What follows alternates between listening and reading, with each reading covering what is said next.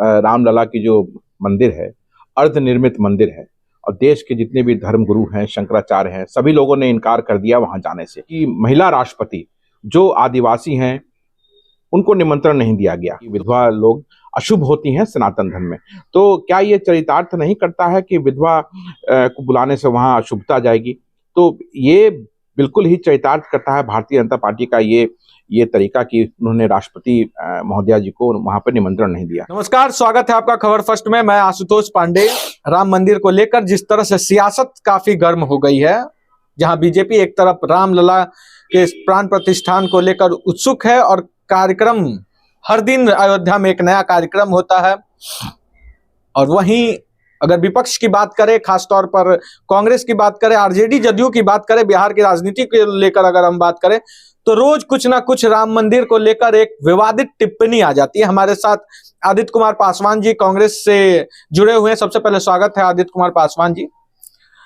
और मेरे सवाल थोड़े से तीखे होंगे और मैं सोचूंगा कि आप उसका जवाब उसी तरह से दें जिस तरह से आपने और भी मीडिया कर्मी को दिया। सच बोलता हूं, सच बोलूंगा। राष्ट्रपति को राम मंदिर के बीच में लाना और इस तरह से राजनीति में घसीटना कहां तक सही है? नहीं, कांग्रेस पार्टी कभी भी सियासत करने के लिए आम लोगों का इस्तेमाल या किसी भी संवैधानिक पद का इस्तेमाल नहीं करती रही है और ना ही करेगी।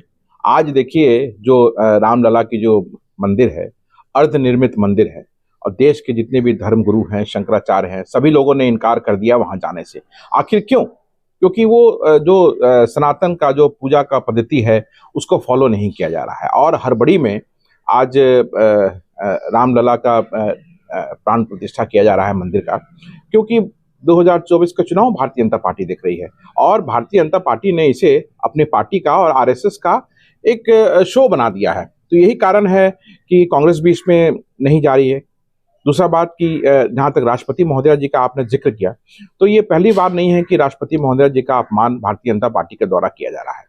जब लोकसभा का शिलान्यास हुआ था उसमें भी उनको निमंत्रण उनको नहीं दिया गया था, और आज फिर एक बार एक देश की महिला राष्ट्रपति जो आदिवासी हैं उनको निमंत्रण नहीं दिया गया। दुर्भाग्यवश आप देखिए कि राष्ट्रपति महोदया जी भी विधवा है, तो जो विधवा प्रथा जो सदियों पहले मनुवाद ने स्थापित किया था और ये सनातन धर्म में ये एक इसको फॉलो करा दिया कि विधवा लोग अशुभ होती हैं सनातन धर्म में, तो क्या ये चरितार्थ नहीं करता है कि विधवा को बुलाने से वहां अशुभता जाएगी?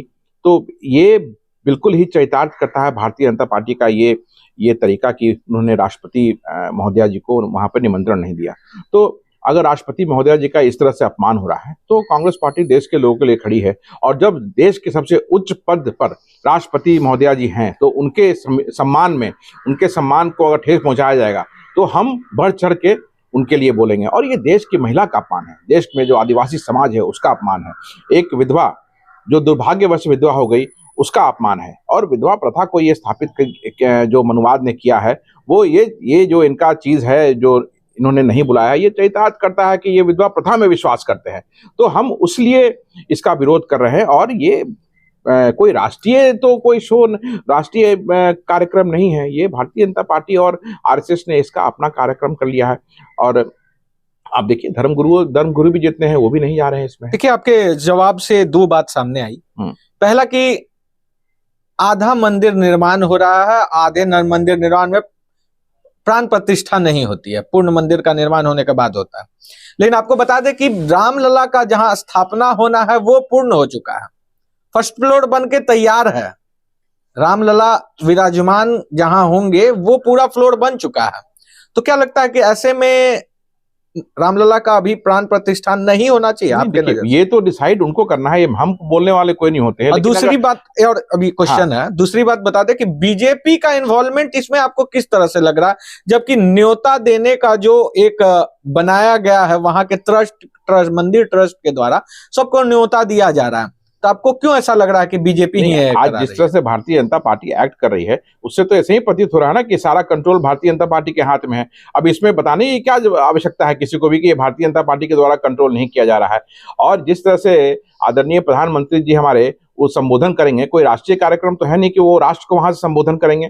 तो ये इससे साफ प्रतीत होता है कि भारतीय जनता पार्टी 2024 को चुनाव को लेकर के ये इसको भावुकता में देश को लाएगी। और आप मानते हैं कि 2024 के चुनाव में इम्पैक्ट डालेगा राम मंदिर का मुद्दा? नहीं, इम्पैक्ट कैसे डालेगा? अब भारतीय जनता पार्टी जो पिछले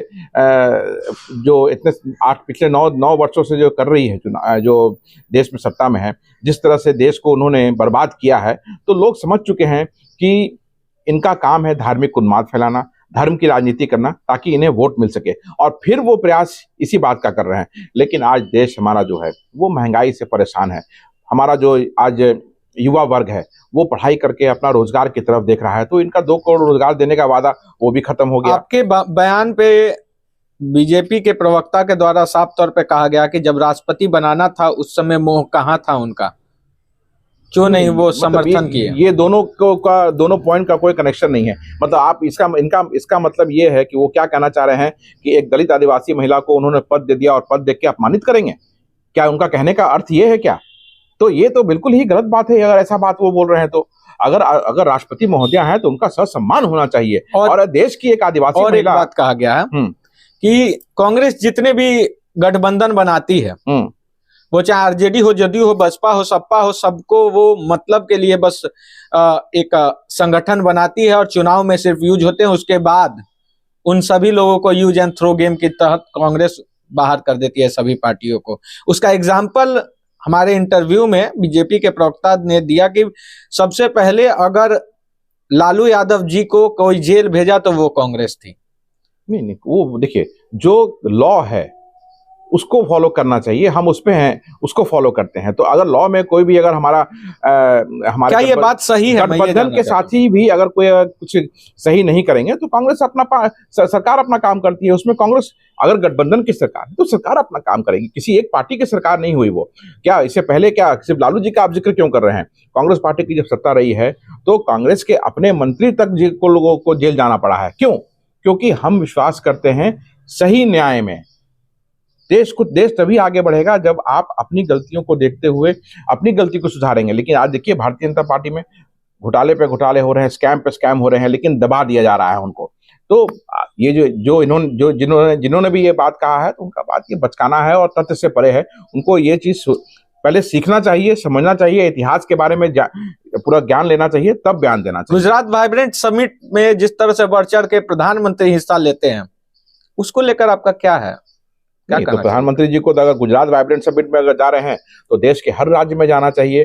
और जो भी समिट है, बिजनेस समिट जहां होता है, उन्हें खुद सब सारे राज्यों के मुख्यमंत्रियों को बोलना चाहिए कि भाई आपके बिजनेस को प्रमोट करने के लिए, आपके राज्य को प्रमोट करने के लिए, आपके राज्य में इन्वेस्टमेंट हो उसको प्रमोट करने के लिए मैं खुद आऊंगा। लेकिन वो होता हुआ दिख नहीं रहा है। अपने गृह राज्य में सिर्फ जा रहे हैं, बाकी राज्यों को उन्होंने अनाथ बना के छोड़ दिया है।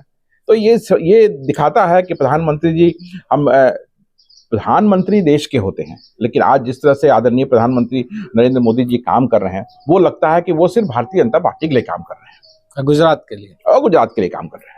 बिहार 39 सीट दिया, 10 साल में बिहार को एक भी आज तक इंडस्ट्री नहीं मिला। इस पर आप लोग क्यों नहीं सवाल उठाते हैं? जब वाइब्रेंट समिट पे जाते हैं तो कांग्रेस ये सारी मुद्दा क्यों मिस कर जाती है? मुझे ये बताइए। नहीं, देखिए, इसमें हमारा गठबंधन आज जनता दल यूनाइटेड के साथ है और सक्सेसफुली बहुत नहीं, मेरा सवाल ये मैं उसी पे आ रहा हूँ कि मिस करने की बात ही नहीं है। बिल्कुल हमारा विशेष राज्य का मांग हमेशा से रहा है। मुख्यमंत्री जी ने ये मांग किया है और उस सरकार में हम मजबूती से हैं। तो अगर मुख्यमंत्री जी मांग कर रहे हैं मतलब कि कांग्रेस पार्टी सम्मिलित होकर उस मांग में है। तो हम लोगों ने लगातार ये मांग किया है कि विशेष राज्य का दर्जा मिलना चाहिए। 2015 में भी याद कीजिए, जब चुनाव यहाँ हुए थे तो आदरणीय प्रधानमंत्री जी ने अलग अलग विभिन्न मंचों से ये अनाउंस किया था कि बिहार को लाखों करोड़ का पैकेज देंगे। लेकिन वो पैकेज आज लगता है कि करीबन 9 वर्ष हो गए और आज तक वो दिल्ली से चल के यह रास्ता खोज ही रहा है कि कब बिहार पहुंचे। तो बिहार के लोग आस में लगाए हुए हैं कि वो विशेष पैकेज का दर्शन हो, लेकिन वो दर्शन होता दिख नहीं रहा है। तो अगर ये विशेष पैकेज अगर मिला होता, विशेष राज्य का दर्जा हम मांग रहे हैं, अगर विशेष राज्य नहीं विशेष पैकेज ये मिला होता तो आज हम काफी आगे रहते, क्योंकि हम कम सीमित संसाधन में बिहार आगे बढ़ने का प्रयास कर रहा है। आप देखिए, जो जिस तरह से विभाजन के बाद बिहार की स्थिति हुई, लैंडलॉक्ड स्टेट हम हो गए, चारों तरफ से नदियों से घिरे हुए हैं, लेकिन उस नदियां एक तरह से हमारे लिए अभिशाप नहीं वरदान है। इसलिए कि वो देखिए फर्टाइल हमारा कितना लैंड हो गया, एग्रो बेस्ड में हम बहुत सारा काम कर रहे हैं। बिहार सरकार छोटे छोटे उद्योगों को बढ़ावा दे रही है, जो सीमित संसाधन है उसी में आगे बढ़ने का प्रयास कर रहे हैं, लेकिन केंद्र सरकार से कोई मदद नहीं है। राम मंदिर पर बात कर लिए, बिहार की राजनीति पर बात करिए, अब थोड़ा सा अलायंस की ओर आते हैं जी। आज पूरा देश ये समझना चाहता है कि इंडिया अलायंस इतनी कंफ्यूज्ड क्यों है। अगर देखिए बहुत सारे बयान आ रहे हैं सामने, और जिसे कांग्रेस भी खास करके झुठला नहीं सकती है, जिस तरह से ममता बनर्जी का बयान आया ऑन ईयर मीडिया के सामने, उन्होंने कहा कि 2 सीट से ज्यादा कांग्रेस को नहीं देंगे। नहीं देखिए स्टेटमेंट है, जब गठबंधन नीतीश कुमार का स्टेटमेंट है, इंडिया अलायंस के मीटिंग में उन्होंने कहा कि 17 सीट हम लेंगे बिहार में। उसी तरह यूपी में अखिलेश यादव का कहना है कि हम बसपा के साथ नहीं रहेंगे, जबकि बसपा के साथ नहीं लेने से कांग्रेस और इंडिया अलायंस को काफी ज्यादा नुकसान है। ऐसे में क्या समझा जाए कि कहीं ना कहीं इंडिया अलायंस में कुछ गड़बड़ चल रहा है, या फिर नहीं कांग्रेस अपनी बातों को अन्य दल को समझाने में विफल हो रहा है, या फिर कोई ऐसी बातें हैं जो देश के सामने अभी नहीं है। नहीं देखिए, गठबंधन जब होता है ना तो अलग अलग लोगों की अलग अलग राय होती है, तो सभी लोगों ने अपना अपना मशवरा दिया है। तो अभी फाइनल डिसीजन के लिए जब लोग बैठेंगे तब उसमें डिसीजन होगा कि किसी को 17 मिलेगा कि 15 मिलेगा, किसी को 2 मिलेगा या 5 मिलेगा। ये तो सब मीटिंग्स का दौर अभी चल रहा है। जैसे जैसे आगे बढ़ेगी, जैसे हमने और सारे इश्यूज को सॉल्व किया गठबंधन के, और जो शुरू में जो कंफ्यूजन पैदा करने का प्रयास शुरू से किया जा रहा है कि हमारा गठबंधन सही नहीं है, या जो भी मीडिया में चलाया भी गया, तो उस सभी को दरकिनार करते हुए मजबूती से हम आगे बढ़ रहे हैं। और जहां तक आपने बोला कि ममता जी ने ऐसा बोला या नीतीश जी ने ऐसा बोला, तो ये एक गठबंधन में सब लोग अपनी मांग रखते हैं, लेकिन जब आउटकम आएगा तो आपको दिखेगा कि जिसका जो हक है, वाजिब हक है, वो उन सबको मिला। चाचा भतीजे की लड़ाई में आदित्य कुमार पासवान को फायदा होने वाला है क्या 2024 में? चाचा भतीजा बोले तो चिराग पासवान नहीं देखिए, ये चिराग पासवान, क्योंकि चिराग पासवान साफ तौर पे कहते हैं कि पासवानों का एकमात्र नेता है, बिहार में चिराग खिलेगा।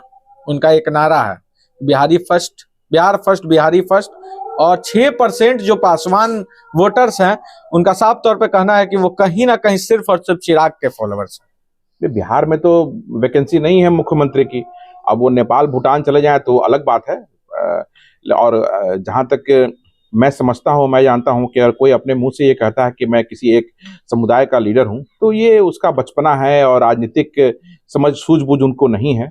हाँ, वो फिल्म में काम करते थे, तरीका उनका अलग है थोड़ा बोलने का, और जिस तरह से फिल्मी पर्दे पे फ्लॉप हुए, आज राजनीति में भी फ्लॉप होता हुआ नजर आ रहे हैं। क्योंकि जब उन्होंने देखा, जब चुनाव भी यहाँ लड़े हैं, तो नोटा से भी कम उनको वोट आया जब उपचुनाव उन्होंने लड़ा। तो ये जनता, आप कितना भी दम भरिए, लेकिन जब वोट आपको आती है तब मालूम चलता है कि क्या जनता का समर्थन क्या है, नहीं है आपको। तो और जहां तक चाचा भतीजे की लड़ाई की बात है, तो ये इनके आपस परिवार की लड़ाई है, इसको राजनीति के पटल पे नहीं लाना चाहिए। ये जो भी लड़ाई है आप अपने घर में सुलझाइए। आप बयानबाजी इनका कभी चाचा का भतीजे के खिलाफ, भतीजा का चाचा के खिलाफ, मतलब मजाक बना दिया है क्या? एक और बयान आपका सामने आया था, बहुत ही मतलब कुछ लोगों को बहुत अच्छा लगा, कुछ लोग उससे आहत हुए, कुछ लोगों का बहुत सारा कमेंट आप फेसबुक या फिर ट्विटर या यूट्यूब पे आप बहुत छाए रहे हैं इस बयान को लेकर। 80 वर्सेस 15 क्या है ये कॉन्सेप्ट, मतलब समझ में नहीं आया। मैथमेटिकल्स जो आप एक नया फॉर्मूला लेकर आए हैं, वो क्या है 80 वर्सेस 15 वर्सेस की बात यहाँ बिल्कुल भी नहीं है। क्योंकि बिहार में आज श्री लालू प्रसाद यादव जी और श्री नीतीश कुमार जी के पहल पे जातीय जनगणना हुई, जातीय सर्वे हुआ, आर्थिक सर्वे हुआ, और उसको देखते हुए आरक्षण का दायरा बिहार में बढ़ा दिया गया। तो जो बिहार में जो पिछली पंक्ति में हमारा भाई बैठा हुआ है, चाहे वो पिछड़ा हो, आदिवासी हो, दलित हो, गरीब सवर्ण हो, सबको आने का मौका मिलेगा, और उनके हिसाब से अलग अलग कार्यक्रम बना करके वो लोगों के बीच ले जाया जाएगा। और पहले भी जो कार्यक्रम बिहार में चल रहे हैं वो काफी सफल हुए हैं, और मुझे उम्मीद है कि ये इस सर्वे के बाद भी जो कार्यक्रम आएंगे उसको सफल बनाने में बहुत, ये डेटा उनको बहुत हेल्प करेगा। 15 में इसी को आगे बढ़ाते हुए हमारे जननायक नेता श्री राहुल गांधी जी ने मांग किया है कि देश में जातीय जनगणना होनी चाहिए, और कांग्रेस की सरकार जब आएगी तो देश में जातीय जनगणना होगी भी। इसलिए होगी, और होना जरूरी इसलिए भी है कि हमारा जो संख्या है पूरे देश में करीबन 80 से 85% है, और मात्र 15% वाले लोग इन 85% पे सत्ता पे काबिज हैं काफी दिनों से, और देश के मुख्य पदों पर हैं। तो हमारा ये मांग है कि जो 15% है उसमें 85% वाले लोग आना चाहिए। कौन है वो तभी आएंगे, वो तभी संभव होगा जब हमें हमारे हक के लिए और सुविधाएं मिलेगी। तो आज जो सुविधाएं मिली हुई है वो काफी नहीं है, और कम लोगों को मिल रहा है। जितने लोग, हमारी जो गिनती है, जो नंबर्स हैं, उस हिसाब से हमें नहीं मिल रहा है। तो जब तक ये गणना नहीं होगी तो, और दूसरी बात कि इसका विरोध इसलिए क्या आता है, सिर्फ इसलिए क्या आता है, और वही 15% में जो लोग बैठे हैं वो जातीय जनगणना और आरक्षण के दायरा बढ़ाने की मांग को जो विरोध इसलिए करते हैं क्योंकि वो जानते हैं कि अगर जातीय जनगणना हो गई, इसका सर्वे हो गया, तो वो उस पद पे रहने के लायक नहीं रहेंगे और हम मुखर हो जाएंगे और अपने हक और हकूक के लिए फिर लड़ाई शुरू हो जाएगी। क्योंकि ये बिल्कुल ही न्याय वाली बात नहीं होगी कि आप 15% हैं तो आप वहां बैठ करके हम पर शासन कर रहे हैं। तो ये होना भी नहीं चाहिए। आपका जो हक है वो आपको मिलना चाहिए, हमारा जो हक है हमें मिलना चाहिए। अगर हम 85% हैं तो देश के जो प्रमुख संस्थान हैं, जो प्रमुख पद हैं, उस पर भी हमारा प्रतिनिधित्व होना ही चाहिए। 15% में कौन कौन है? आदित्य कुमार पासवान जी के तरफ से, क्योंकि देखिए ये 85 और 15 का कॉन्सेप्ट आप छुपा कर रखे हैं। नहीं, ये 15 कौन है ये बताइए। भाई 15% वही लोग हैं जो आज प्रशासन में है, शासन में है, और हमारे सवर्ण भाई लोग हैं। मतलब जो भी सवर्ण कास्ट हो गया, ओबीसी कास्ट जो बड़े हो गए, तो जो अभी अच्छे, मतलब उनका इकोनॉमिकल कंडीशन अच्छा है, उन लोगों की आप बात बिल्कुल इकोनॉमिक कंडीशन है, तभी तो वो पढ़ लिख करके आगे हैं। और जो हमारा पिछड़ा भाई है, दलित भाई है, आदिवासी भाई है, वो उसकी माली स्थिति ऐसी नहीं रहती है। अगर आदित्य कुमार पासवान को भविष्य में मौका मिला जी, तो ऐसा क्या कॉन्सेप्ट है जो वो 85% को 5 साल, क्योंकि देखिए आपका टर्म तो 5 साल रहेगा, 5 साल बाद आप रहेंगे या नहीं रहेंगे ये तो सेकेंडरी बात है। 5 साल में ऐसा क्या कॉन्सेप्ट है कि आप 85% को सही जगह पे ला सकते हैं? देखिए, सबको समान अधिकार मिलना चाहिए, चाहे वो 85 हो या 15 हो। 85-15 की बात इसलिए हो रही है कि जो संख्या है, संख्या बल के अनुसार हमें हमारा हक चाहिए, हम उसकी बात कर रहे हैं। तो अगर कभी ऐसा होगा और मौका मिलेगा तो शिक्षा पे विशेष ध्यान देना होगा, और शिक्षा पे विशेष इसलिए ध्यान देना होगा कि, और शिक्षा वैसे लोगों तक पहुंचानी पड़ेगी जहां वहां पहुंच नहीं पा रही है, और वैसे लोगों को शिक्षित होना पड़ेगा जो पैसे की कमी के कारण आज शिक्षित नहीं हो पा रहे हैं और आरक्षण का लाभ नहीं ले पा रहे हैं। आरक्षण तो सरकार ने दे दिया, लेकिन क्योंकि since we are a new country, बहुत हमें 75 वर्ष हुए हैं, तो बहुत सारी चीजें अभी इवॉल्व कर रही हैं और उसको टाइम लगेगा सही होने में। और वो हो भी रहा है, डेफिनेटली हो रहा है। तो वो अब थोड़ा सा फास्ट काम करने की आवश्यकता है, क्योंकि आरक्षण तो मिल गया, लेकिन आरक्षण के साथ साथ जो वो शिक्षा होनी चाहिए, जो बेस पे जो शिक्षा होती है, एजुकेशन जो होता है, वो इम्पार्ट नहीं हो पा रहा है। इसी का कारण है कि लोग, हमारे बच्चे जो आरक्षण के दायरे में जो बच्चे आते हैं, जो पढ़ते हैं, वो ऊपर नहीं आ पाते हैं, और आते भी हैं तो ड्रॉप आउट हो जाते हैं या छोड़ना पड़ता है, क्योंकि उनका बेस जो है वो वीक होता है। तो शिक्षा की व्यवस्था ऐसी होनी चाहिए कि जो प्राइमरी एजुकेशन है, सेकेंडरी एजुकेशन है, इतना मजबूत उनका हो कि वो उस जगह पे पहुंच सकें। अभी देखिए, पीछे मैं पढ़ रहा था, आईआईटी और आईएम का रिसर्च था कि जो आरक्षण वाले जो बच्चे हैं, जो आरक्षण के दायरे में जो बच्चे रहते हैं, वो आईआईटी और आईएम में पहुंच जाते हैं, लेकिन वो कोप अप नहीं कर पाते हैं। इधर या छोड़ देते हैं वो, या ड्रॉप आउट होते हैं। उसका बहुत बड़ा रीजन ये है कि जो उनकी एजुकेशन होती है, प्राइमरी और सेकेंडरी एजुकेशन होती है, वो उतनी मजबूत नहीं होती है कि वो वहाँ का प्रेशर और जो कोर्स है जो उसको हैंडल कर सकें। तो ये एक बहुत बड़ा रीजन है जिसको ठीक करने की जरूरत है। अगर ये चीज ठीक हो गया तो आरक्षण का सही लाभ जो है वो जो लोग आरक्षित वर्ग के लोग हैं वो ले पाएंगे। अन्यथा फिर आरक्षण तो मिल ही रहा है देश में, लेकिन वो, मैं कैसे बोला कि 15% वाले लोग जो हैं वो क्यों हमारे ऊपर शासन कर रहे हैं? इसलिए शासन कर रहे हैं कि वो financially they are very strong, और वो जो एजुकेशन उनको मिल पाता है देश में या विदेशों में जाके पढ़ लेते हैं, वो फिर आकर के हम पर शासन कर रहे हैं। तो जब गरीब का बच्चा, दलित का बच्चा, चाहे वो कोई भी हो, गरीबी हर समाज में है, चाहे वो सवर्ण गरीब का बच्चा हो, चाहे वो पिछड़ा गरीब का बच्चा हो, चाहे वो आदिवासी गरीब का बच्चा हो, अगर वो पढ़ लेगा, फाइनेंशियली उसको अगर मजबूती फाइनेंशियली मिलेगी और उसमें पढ़ाई में रुकावट नहीं मिलेगी, उसका बेस मजबूत होगा, तो वो उस जगह पहुंच सकता है जो आज जहां पे वो हमारे 15% वाले भाई लोग पहुंचे हुए हैं। ये थे हमारे साथ आदित्य कुमार पासवान जी। बात हुई राजनीति से लेकर शिक्षा जगत को सुदृढ़ करके किस तरह से देश और बिहार को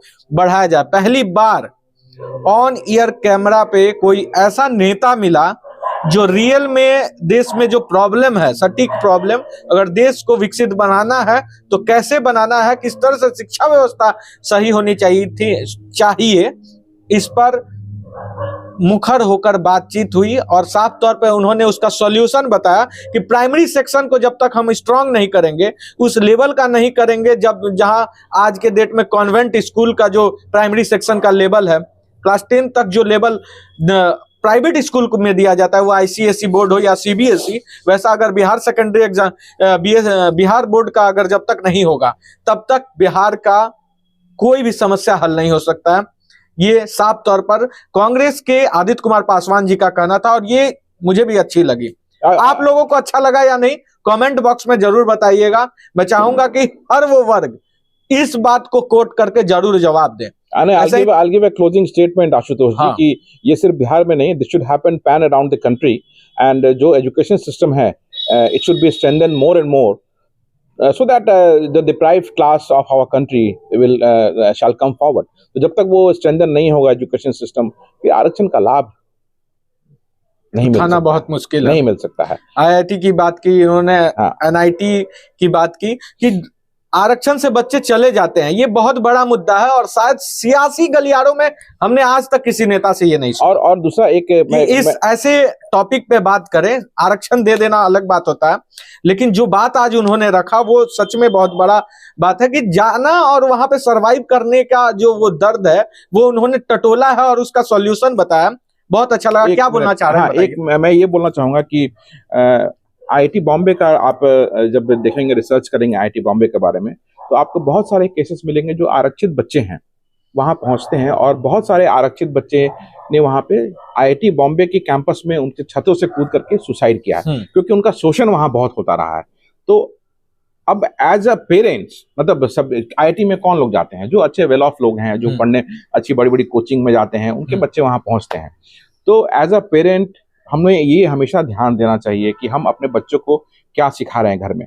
तो ये जो शोषण की बात होती है वो कहाँ सीखते हैं बच्चे? अगर वो इंस्टीट्यूशंस में जाकर शोषण कर रहे हैं तो वो जरूर वो घर में वो उस माहौल में हैं, तभी वो जाके वहाँ शोषण कर रहे हैं। आज जब हम चंद्रयान और मंगलयान की बात कर रहे हैं तो घरों में शोषण और आरक्षण की बात नहीं होनी चाहिए, समानता की बात होनी चाहिए। आप आज क्वेश्चन मार्क लगता है कि आरक्षण क्यों?